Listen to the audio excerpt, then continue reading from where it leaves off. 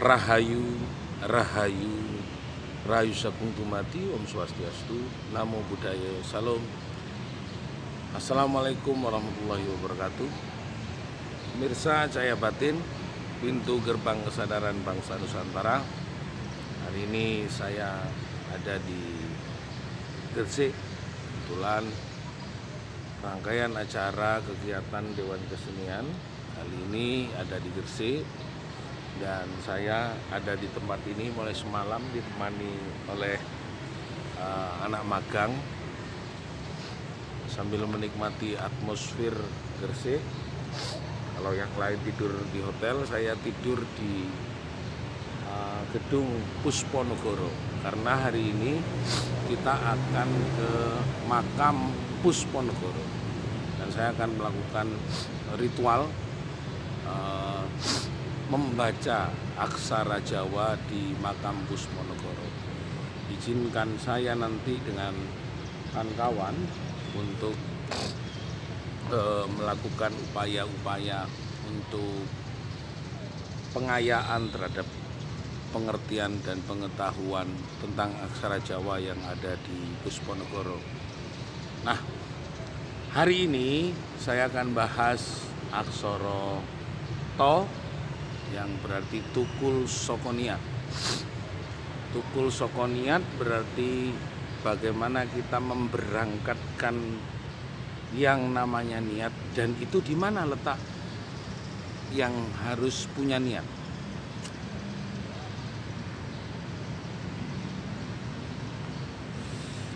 Banyak kawan-kawan masih bingung. Yang disuruh niat itu malah diberikan kepada badan, bukan. Niat itu sendiri adalah berangkat dari hati yang disebut manunggaling rasa.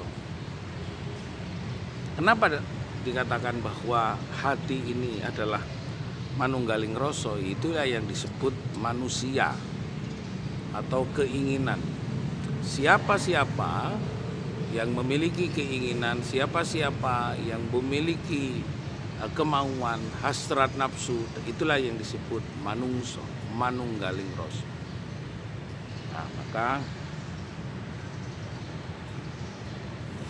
saya mengajak kawan-kawan bahwa kata Tukul Saka Niat itu adalah kewajibannya hati, tugasnya hati, bukan tugasnya badan.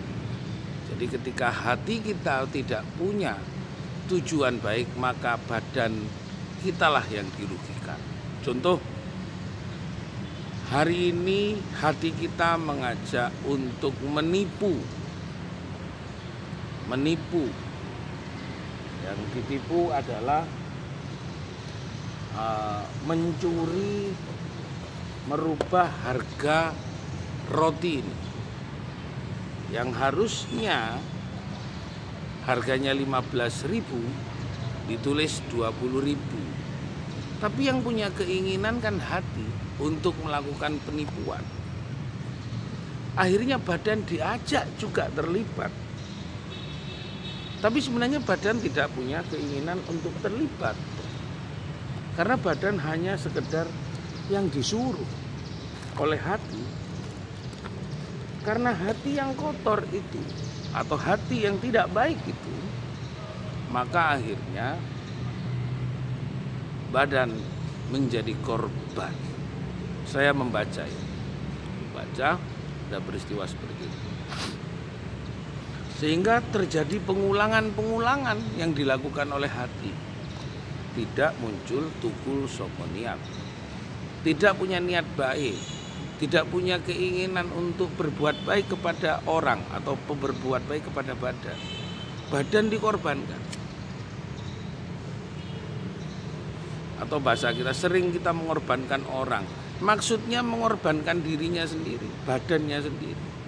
Karena tadi itu, kalau seumpama kita ngomong lebih terbuka bahwa ini harganya segini, kan badan tidak merasa beban. Seperti saya di sini karena ada kawan dari luar kota minta kamar hotel khusus Akhirnya yang terjadi, saya harus tidur beralaskan tikar di gedung GNI. Tapi tidak ada masalah karena saya menyadari bahwa ini menjadi kewajiban sebagai pelaksana, maka kita harus mengikuti untuk menghormati tamu-tamu walaupun itu juga masuk dalam rangkaian panitia. Nah, apa yang terjadi? Hatinya juga lah berangkat dari nilai yang kurang baik. Maka yang terjadi ketika tukul soko niat itu hati yang tidak baik, maka badan dikorbankan. Nah, hari ini kita mau ke Pusponegoro. Apa yang terjadi di sana? Apa yang dimaknai dalam sifat, apa yang dimaknai dalam sebuah perintah-perintah Allah, perintah Kang Moha Agung, perintah Gusti, perintah Sang Yang Widi kepada hati kita. Sebenarnya yang disuruh itu bukan karena harus pintar kita membaca, pintar kita menulis, pintar bercerita. Disuruh hatinya hanya taat kepada kebenaran yang diajarkan oleh Tuhan. Tapi ketika hatinya itu sudah mengajarkan di luar ajaran Tuhan, maka kerusakan yang dibuat oleh keinginan hati kita sendiri, keinginan atau kerusakan yang dibuat oleh hati kita sendiri, maka yang terjadi rusaklah pada diri kita dan tidak tahu harus kemana. Terima kasih. Rahayu Sagung Tumang.